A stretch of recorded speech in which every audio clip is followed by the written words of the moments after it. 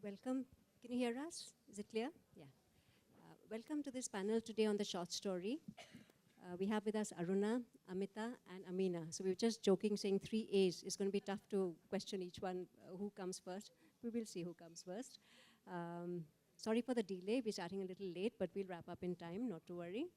So the title of the panel speaks for itself, Long Live the Short Story. And I'm someone who's very passionate about the short story. I write short fiction, also novels, but I think my special fascination is for the short form. And we have with us 3 authors. Aruna's written novels as well as short fiction. Amita's written 1 collection of short fiction, and Ameena's written both, few novels in fact, and a collection of, and 2 short collections, right? So my first question to them would be, in the world of fiction, short fiction is kind of looked at as the little brother or the little sister. So why the short story? Why do you choose to write short fiction? And we'll start with Aruna. Hello, everyone. It's really nice to be here in this new venue. Thank you, Jahnavi. Right now I'm known as a novelist because I've written 3 novels in the last 10 years or so. But like many people, I started my fiction career writing short stories, which was published by a Bangalore publisher called Unison Publications, who also published some well-known Bangalore names like Andali Bajid and Sarita Mandana and so on. Me too. And Jahnavi Barua. So yeah, that was a long time ago, about 20 years ago, and then I went on to edit and write non-fiction and so on. So to me, a story is a story. And I think the short story has to do everything that a novel does. I think, you have to tell a story that takes you on a journey. You have to have characters that your readers are invested in. The reader must want to turn the page. You have to have dialogue that sparkles. Everything that you do in a novel, you have to do in a short story. And so to me, it's not very different in that sense. But I think it all boils down finally to what is it that you want to say. I think most stories start with the ghost of an idea. And then as writers, we sit down in front of our desks and we start developing the idea. And that's when we know whether we want to write a novel or a short story. So, for example, my second novel, called The Monsters Still Lurk, started with this seed of an idea where I thought, I think I should write a funny story about aging. And that could have gone anyway really. But when I started developing the story, I realized there were so many things I wanted to write about aging. Not just about growing old, but about growing older, about the relationships that change over time, the family dynamics that change over time, about physical decline, about facing one's own mortality, and also how elders grapple with changes in society. And because I wanted to write so many things, the obvious vehicle for that was a novel. So I wrote this multi-generational family saga called The Monsters Still Lurk. But then again, there is a story in my latest collection which is called Ayyo, What Will the Neighbors Say? And there is a story called The Wheel of Life. And it's basically about one person's passion for cars. And through 3 episodes or incidents, one which is based in his childhood, the other in his youth, you could say, when he's a family man, and the other when he is a senior citizen. It explores one's attachment to material things as one ages. So, from an innocent passion towards things like cars or cricket or whatever it is, to a more acquisitive, purpose-driven yearning to acquire certain things. To finally, when you're older, you realize that you've outgrown things and, you reluctantly or otherwise, you learn to let go of material things. So it's a very light story, actually, but at the heart of it, it is a story about aging. So I think, finally, it depends what you want to say, but you can say everything, both as a novel as well as a short story. Thank you, Aruna, for that. Amita, what do you think?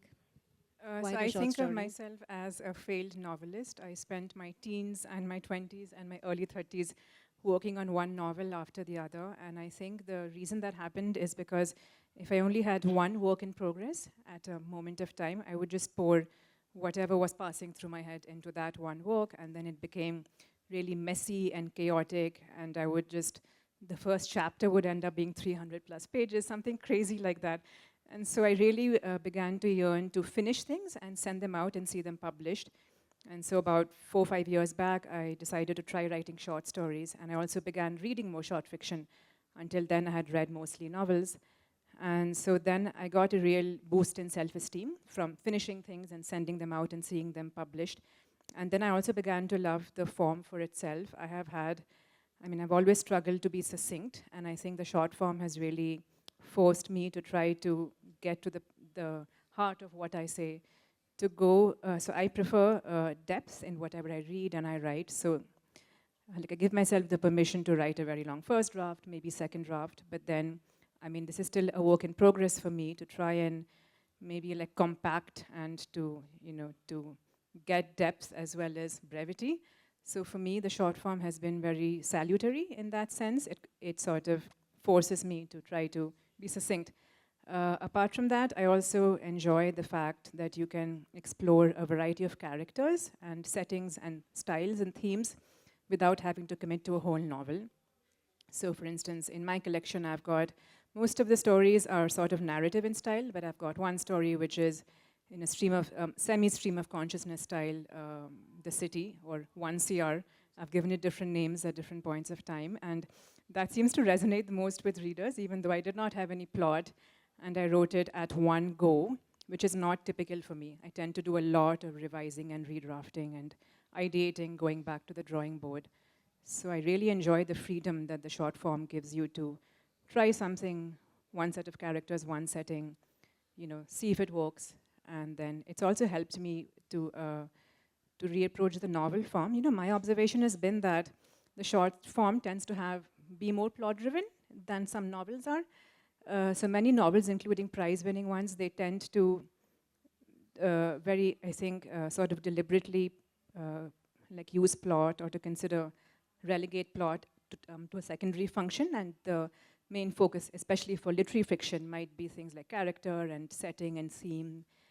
But I think short stories, to succeed, if they're in the mainstream format, they have to have some kind of plot focus. And so it's also taught me to focus on causality. George Saunders has this wonderful book called Swim in a Pond in the Rain. He analyzes 6 or 7 short stories by the Russian greats, so Tolstoy, Dostoevsky, and so forth. And he also, so that book is fantastic for anyone who's a reader as well as a writer. So he basically does a close reading of these 6 short stories, and he tries to look at it from the point of view of a very sensitive reader. So how would a reader be feeling over the course of reading the story? It does not rely on any particular kind of theory or like critical theory knowledge. It's just about what you notice and how a story builds up your expectations as a reader, paragraph by paragraph, and then the way in which a writer fails or succeeds in actually living up to the expectations, but subverting them in some way as well. So I highly recommend that book for any readers or writers. And so one thing that Saunders says there, and I'm going to wrap up here, is that even though it seems like a very basic thing, most stories actually don't do a good job of creating a causal chain that A should cause B and B should cause C. If there are any South Park fans in the audience as well, even Trey Parker and whoever the other guy is, they discuss this as well, that mediocre stories tend to have this happens, then that happens, then something else. But great stories have that very strong causal chain. And it might well be multiple things causing one thing or one event having multiple repercussions.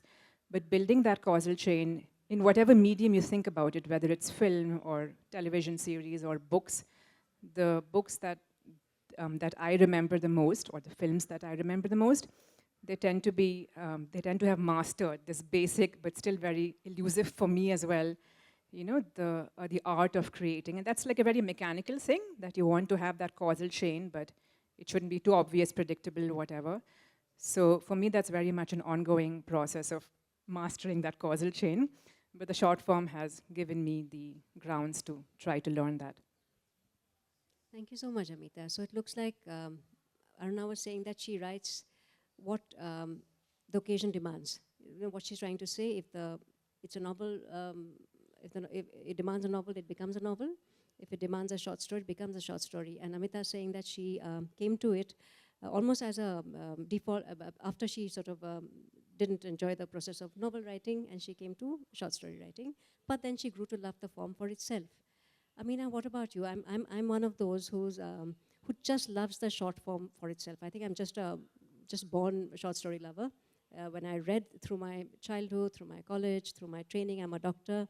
For me, the short story just stands out. And you can say everything you want to say in a novel in a short story, and the discipline and the craft it takes to say it is so immense that satisfaction with that one finished successful story, for me, nothing else can replace, really. I've written a couple of novels after my first was a short story collection, and 2 novels after that, but I've never felt that thrill as in when I finished that one story I'm happy with. So Ameena, I'm hoping you say you loved short stories since you were born. What's your experience? Thank you, Jahnavi. And hello, everyone, and thank you so much for being here at our panel. I'm from Sri Lanka, and it's really wonderful to be here in Bangalore. So if Amita says she's a failed novelist, I'm an unfaithful short story writer. So I began with the short story. And the general idea is the short story is the easier thing to do. You just whack out, a few thousand words, and then people used to regard novelists as like little gods and goddesses. But actually, the short story is harder. You have to, as you said, Jahnavi, you have to craft it, you have to work on it. Every sentence matters, every punctuation matters, and you give a lot of care for it. But I love the short story, because think about it. All of us grew up reading short stories. Enid Blyton, small short stories, from the Magic Faraway Tree or the Wishing Chair or whatever like that. And I also grew up reading Somerset Maugham, Guy de Maupassant. So that was my background in reading the short story. And in being trained, even being unaware of being trained in writing the short story. I am a sociologist by training. I don't practice anymore. But how I came into the short story was when I was doing my research for my master's in Los Angeles, my thesis was on immigrant Muslim women in America, in Los Angeles specifically. And I would go around traveling all of LA through every county, talking to these housewives who had migrated because of their doctor husbands, most of them doctor husbands. And in addition to my questionnaire, which I had crafted with my professor, they were telling fantastic tales of adjustment, of feeling a loss of identity, a loss of place, of trying to be the good wife, of trying to be the westernized wife. And I knew I couldn't put all that in my thesis. So I had a little red notebook, and all those stories got churned in there. And when I used to go back to Sri Lanka, I worked at a think tank, and there was an editor there, and just for a laugh, I said, Reggie, why don't you look at my stories? And he came rushing back and said, these are fantastic. Would you let us publish it? And so it's a think tank, because Sri Lanka did not have proper publishing houses in English at that time, that put out my first collection. And it rocked. It rocked, meaning maybe not in a good way either. It rocked because it shocked. It shocked people that I was talking about sexuality, about women's agency, about strong women, about men not being the center of the universe. If I could just interrupt here, your story, Peahen Kicks Butt, is exactly that, right? It is exactly so that. One of her stories in one of her collections is about this immigrant wife. Husband's a professor. Husband's a professor, and he wants her to be sophisticated. She's not. She's a country girl who has been transplanted to Los Angeles. So he criticizes everything about her, the way she dresses, the way she puts her makeup. And then she decided to take revenge through food and to get as fat as possible. And then her fatness gives her power. That's a good one, a good way to get revenge finally. You mentioned, Ameena, that your content came from your interaction with these women, your research, as it were.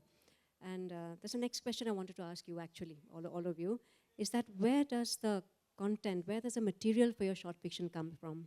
And I know that I, for a fact, through my short fiction, explore the themes that have run through my life. I've led a very gypsy life, nomadic life, from place to place to place, and it's unsettling somewhere because you start questioning your roots. Where do you belong? Where are you from? Who are you? And it shows very clearly in my short fiction and in my novels. So what, when you write, I'll start with Aruna again. What, when you write, is it that you're trying to say? Is it just something really not so deep? Is it like just lighter and more frothy? Or what is your material? What is it you're trying to say through your short fiction? Yeah, so firstly, I should say that I too found writing short stories very liberating because firstly, I can... Just interrupting you quickly, you didn't find it hard? It's so hard to write a short story, right? Did you find it hard, or if you're one of the blessed ones who finds it easy? Well, I think all writing is hard, whether it's a novel or a short story. I think they're hard and challenging in different ways. I think a novel is challenging because of the length of time it takes to write it. And, it takes a lot of time and a lot of, you have to keep a lot of threads together, a lot of characters, a lot of subplots, all of that. And, by the end of writing the novel, you're so fed up with your characters and the story. So in that sense, I found short stories easier to write because, the commitment was not so long. But as you said, yes, the challenges of writing short fiction are different. The craft of it. Yes. The craft is, people think it's easier to write short fiction, but to write a truly memorable short story is actually very difficult because you need to, you don't have the luxury of backstory and so on in short fiction. So with a few lines, you have to etch the characters, you have to, their motivations, you have to provide a vivid portrait of your setting. So all of that has to happen in short fiction. But the reason I found it liberating is because I was not married to one central premise like you are in a novel. But I could experiment with so many different story ideas. Some of them are actually a little crazy, the stories in this collection. So you were asking where ideas come from. And one of the ideas came from an obituary, actually. Because some of us are at that age where we look at obituaries also. So I read an obituary and it said, as per so-and-so's wishes, his body has been donated to a medical college. So that's the second story, that Nothing. Yeah, Nothing. It's called Nothing. And this grew into, so I had nothing in my mind, literally, when I started writing it. And again, short stories, I find that compared to novels where I plot a lot before I sit down to write, and I do, I write character outlines and so on, I think with a short story, I'm a lot freer. I tend to, go on a voyage of discovery. I just start and my outlines are usually just a few lines and, the characters reveal themselves as I write. So in that sense, I found it very enjoyable and creatively satisfying. So coming back to Nothing, I started thinking that I'll write about, a mother and son who are discussing about what the last rites should be. And, the son says that, I don't believe in rights. I want my body to be donated to a medical college. And you know how Indian families are, right? We are so married to our rituals and so on. So this starts an argument. And you would think it's only about that. And I also thought it would be only about that. But this story took me into a flight of fantasy, really. And it became a story about life after death. So I'll leave you to read about that. So that was one. Then there's another story called The Great Indian Vacation, which is about the ugly Indian tourists, right? We are notoriously bad tourists. We litter, we are loud, we are intrusive. Nobody in this room is like that, but, people outside this room are like that. So that story actually is based on a lot of people I've met on my travels, and I've always thought I must write about this. But it was a difficult story to write, because how do you make a story about a conducted tour and about, loutish tourists? How do you make that interesting? So I would say, stories are all around us, and it's the writer's work to weigh and develop stories and see where it takes us. Amita, how about you? Is that, where do your stories come from? Yeah, I'm happy to answer that.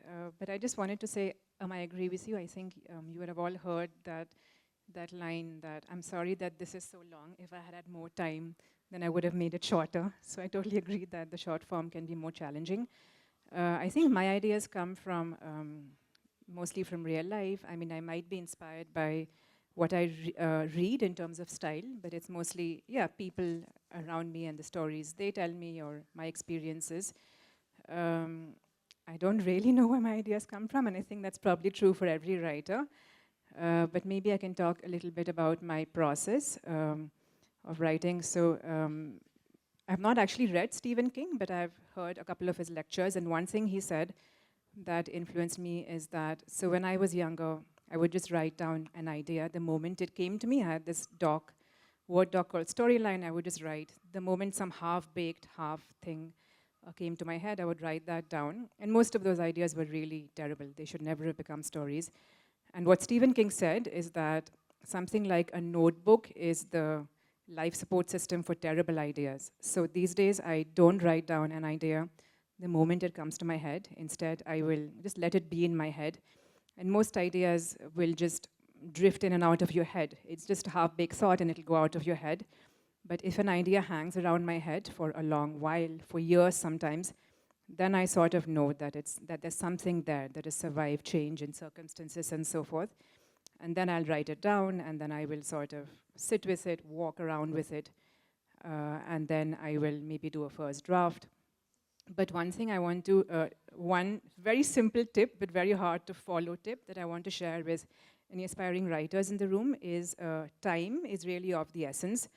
So I might draft an idea, and then I need to set it aside for as long as possible, weeks if possible, and then come back to it with fresh eyes.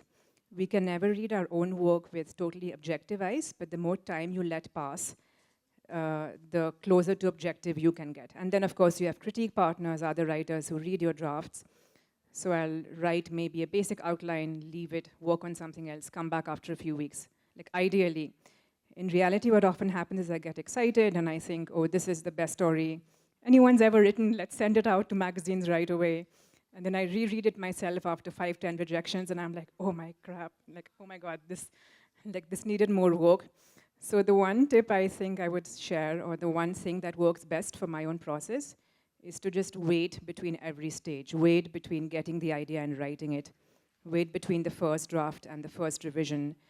And then another thing that really helps, it's a very common practice as well, is to read, when I think I'm almost done with a piece, then I will read it aloud. And that helps me to catch things which I would not have caught if I was just reading it in my head. So things like repetition, is something missing, is something repeated, is it boring, is the pace wrong, is the structure off? So reading aloud takes time, which is why I only do it for the finalish draft. But waiting between drafts and reading things aloud, they have really helped me a lot. So yeah, waiting is hard, but it's worth it. Thank you so much. Ameena, you talked about your material, and the next round was to be about process, but since you started the talk of process and craft, what's your process like, Ameena? What's your crafting I like? echo a lot of what Amita said, but I am going to talk about a little bit more about my material, because my material is all around me. My material is what I saw yesterday, what I see today. I'm a notorious eavesdropper. My friends are petrified to actually confide and talk to me. They don't know when they're next going to see me in a book. My mother once in a temper told me, don't you think I don't know I'm in your books? Because my family is very chaotic and eccentric. I have a mine of stories about them. You're blessed to have that, yes. Because also we come from a Muslim community, a conservative Muslim community. My parents are not conservative. So they've always been an anomaly. And I find that a lot of fodder for my stories. My process has evolved a lot. So in the sense that my phone holds about 100 fantastic first sentences or titles. That's even better. I have wonderful titles. Then it doesn't go anywhere. But as Amita said, a lot of what you said echoed with me because, and also the frustrating thing is when I go to sleep, an entire story is in my head. I know the beginning, the middle, the end, and then when I wake up, I know nothing. But if some part of that story stays with me and then comes back again, I know that that is something that I can pursue. And even though I'm very, very unobservant, when my husband and I go to the supermarket, I have to tell myself, he's wearing a pink shirt, because otherwise I can't find him. I'm observant about a lot of other things that may not be of note to people. So I take notes in my phone, in notebooks that I lose, in scraps of paper that go somewhere else. But one of the things that have disciplined me lately is, because I've got somewhat of a reputation of being a writer, and also of being, I don't know why, of being a writer for, no, I know why, but of being a writer for like strong-minded women, women's rights, Muslim women's rights, Muslim rights. I've been asked by journals and publications to write on specific themes. And that disciplines you a lot. And if you have to write a short story about... I'm interrupting again, but I can't help it because that's the next question. That was the next question. Can you write to commission? Have you written a short story to commission? So now I have written a couple of short stories. How does that work out? Because I find that so liberating. I find it so easy. I'm like, give me a theme, give me a time limit, and I'll produce one. It works. No, for my themes are like conflict resolution. So they're a little bit... That's not too bad. We've had Shiny give us themes of ghost story and strong women, like themes like that. But I don't want to write the regular conflict resolution story. I don't want to write coming from Sri Lanka, I don't want to write the Sinhala Tamil conflict resolution. I want to see what are the other conflicts coming up. What are the other things I see in my travels? The tiny little things, maybe gender conflict, maybe something else. And I'll try to write a story on that. So I'm a bit of I'm a masochist. I don't want to do the easy thing. I want to do the difficult thing. And so now my next thing is, now I'm going to be faithful to the short stories. So now I'm going to sit and write the rest of the short stories out. And when Amita puts out a novel, I'm going to put out a collection of short stories. Cheers to that. We should now stick to the short form for a while, I think. So we have little time left, and I thought maybe you could just read a couple of minutes worth of writing. Amita, you want to start? This is from the story I mentioned, that's sort of in a stream of consciousness style. In the book, I think it's called The City, and here it's called 1 CR, short for 1 crore. Please excuse me, I'm almost blind. 1 CR. My friend in California was walking her rescued mutts yesterday when she heard gunshots, screaming, and running. When she heard gunshots, screaming, and running, silence, then sirens. At the school where Maitreyi's son studies and her husband teaches, a student had begun shooting people, run away, and continued shooting people on the street. Maitreyi's email described how she had taken shelter, called her family, and tried to decide if it was safe to go get them. Maitreyi's coherence amazed me. Always on television, the eyewitness, to terrorist attacks to botched nose jobs, talks coherently. In Maitreyi's place, I would be a blubbering mess, repeating to the news correspondent ad nauseum, I was in the wrong place at the wrong time. I'll never go any place ever again. But who knows, maybe I too would be coherent. I'm a basket case, but I'm also alive. Those alive after a catastrophe make meaning and live on. I sympathize with Maitreyi.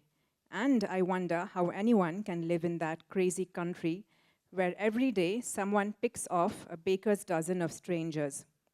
Here in Bangalore, I wouldn't know where to get a gun if I wanted to pick someone off, which I do sometimes in passing. This afternoon, reading Maitrey's email, I'm not in a murderous mood, so I felt smug that I've stayed back in India, got left back, that I'm free from the terror of my world ending in an instant without sense. I put my phone away. I'm sitting in a black and yellow auto rickshaw after my first meeting with Prasanna, a writer come artist come ex-fashion model. I made Prasanna's acquaintance on an online writers group. I didn't much care for her writing, which I therefore praised lavishly, blanketly, but I hoped she would introduce me to her publisher. A foolish hope, I realize now, scoffing, stuck in Sunday afternoon traffic alone, homewards bound. Thank you so much. The rest of the story for us Bangaloreans who are here, please look this story up because it really resonates. It's this Bangalore auto hurtling through Bangalore traffic and all the thoughts that go through the narrator's head as she hurtles through traffic. I certainly had a merry ride of it, you know. All of us have been through that Bangalore auto ride. So thank you so much. Ameena, would you like to? I'm going to read from the glass block. Okay, great. That's a great story too. Yeah. So this story will be a bit dated for us today who do online visas. But there was a time when we actually had to go to an embassy and sit in a visa room. So this is about the visa officer. On his way back home, the visa officer couldn't stop thinking about the girl. He had seen her as soon as she had started filing into the room. He normally enjoyed his job, but today was different. Today was good and bad. He enjoyed the power he had over the girl, but he also enjoyed the light in their eyes when they saw they had got a visa. Sometimes they bent down to the hole and thanked him as if it was all his decision. Then he felt very generous and wanted to place his hand on their head and tell them it was nothing at all. It was a mere trifling. If he had the power to make them happy, why then he would. But most of the time, he had to say no. At first, when he started working here, he was uncomfortable with the position. He remembered when he went for the interview what they had asked him. They had asked him how he felt about refusing visas to his own people. They told him that he would have to be very strict and stern and not encourage frivolity. Too many Sri Lankans are coming to our country and staying on. We have to tighten up. We have to be vigilant. He hesitantly asked them why they didn't think of hiring one of their own kind and saw how they stiffened up immediately. They didn't answer that question properly. Something about cutting costs, that question properly. Something about not having enough of people to do this job in the embassy and giving a more than a third world salary to a Sri Lankan who would do the job. He got the job, and at first he hated going to work. He most of all hated the thick glass block. He knew they couldn't see him, but he could see everything they did. He could see them while they sat on the bench, thinking they were unobserved. He could see them bend in two, trying to speak to him through the small hole at the bottom, of the block. He saw them brush away their tears when their visas were refused, or try to explain further through the glass block when they thought it was unjustified. Then one day, it disappeared. He knew it didn't disappear in a day. He knew it had been a long, slow process that had just grown and grown on him. And then one day, after he had shouted at an applicant through the glass and sent him off visa-less, he saw his foreign colleagues smiling at him. "You are now a true visa officer, Raja," he said, and patted him on the shoulder and went off. Thank you. Lovely. Thank you so much. Aruna? So those of you who have read my books will know I write humor. And one of the other reasons I enjoyed writing the short story collection is that I could explore the entire spectrum of humor, really, from darker, tragicomic tales to parodies to gentler humor to biting satires. So that was one of the things I enjoyed about writing this book. I'm reading from The Great Indian Vacation, which I spoke about earlier. And this is one of the lighter stories. It's a parody about the ugly Indian tourist. Such a good boy, they Bittu, Divya Chopra thought. All she had done was lightly hint that she wanted to go on a foreign holiday once in her lifetime. After all the work she had done, bringing up 3 boys and giving them all they wanted, it wasn't too much to ask, was it? Hadn't Bittu and his wife gone to Europe just 2 months ago? Hadn't her daughter-in-law posted on Instagram hazar photos of herself in a mini skirt next to a waxwork statue of David Beckham, eating full chickens with big beers in some village in Germany, spreading her arms at the stern of a boat like one of those gigantic flying dinosaurs her grandchildren used to study about? Hadn't their neighbors just gone to meet their son in Auckland? Mrs. Chopra was not really sure where Auckland was, but she supposed it was somewhere near Switzerland. Ah, those hills, those valleys, those chalets. Despite the brochures and newspaper cuttings Mrs. Chopra had left lying around whenever Bittu came to visit, brochures and newspaper cuttings featuring pictures of a foaming Niagara Falls and a towering Statue of Liberty, of happy tourists winning big at casinos in Las Vegas and glamorous shoppers laden with designer bags in a humongous mall in Bel Air, Bittu had booked them on an all-expenses-paid trip to Bhutan. Bhutan? Wasn't that once part of Pakistan? Asked one of the kitties at the monthly party, sowing a seed of doubt.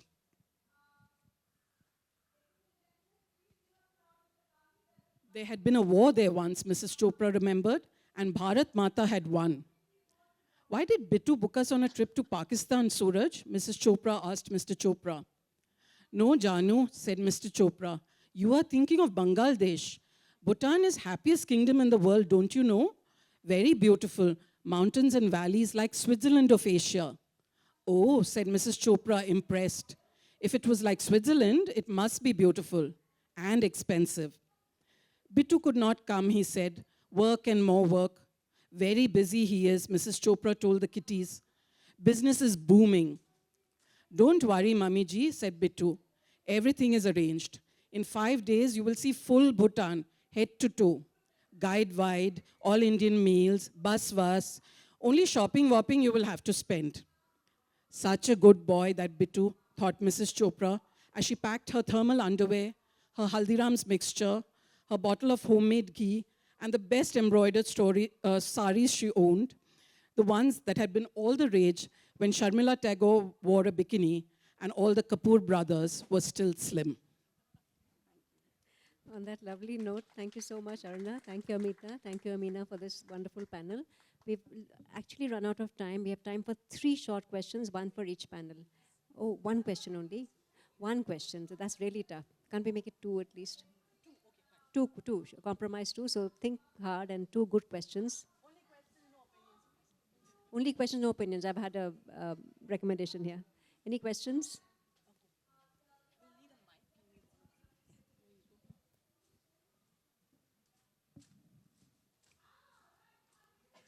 Any questions? Hello. This is to any of the panelists. I'm over here. Okay, Yeah, right. sorry. See you, yeah. So, at what point do you decide if a story gets included in a certain short story collection? Like, if it feels incongruous to that particular body of work and you can file it away for something later. At what point do you decide all the stories in a particular short story collection deserve to be there?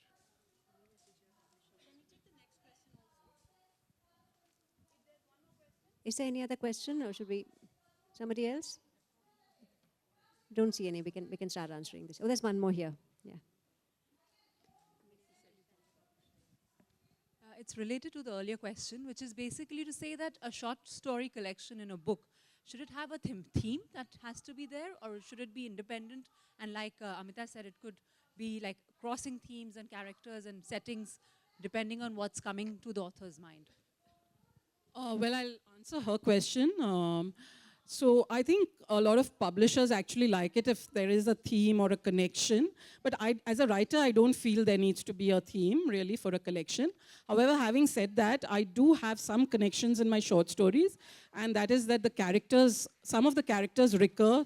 So they actually, if you read the collection as a whole, you'll find that they are connected to each other in some way. But I don't personally feel that it requires a theme. I don't know how you... Yeah, just to briefly answer, publishers seem to think that short story collections don't sell. And so if you plan to write one, then try to write what's called a novel in stories, where as Aruna mentioned, the characters might be recurring, there might be some common setting and so forth. So what I did for my collection was to, I came up with the broad theme of the lives of women and girls in contemporary India. That's a broad enough theme that I had range, but something like some one-sentence tagline that the publisher could sell. So, yeah. I think the way my two collections were, just without planning it, my first collection was about gender, and my second collection was about identity. And I am also a publisher in Sri Lanka, and even though the general consensus in India and outside is that short story collections are not liked by publishers, I do like it very much. So I do publish a lot of short story collections. I think the thing is, the stories have to be strong. So if your stories are uneven, that makes it a very iffy collection. So you decide whether your story is strong, but your publisher ultimately decides and might throw out some stories.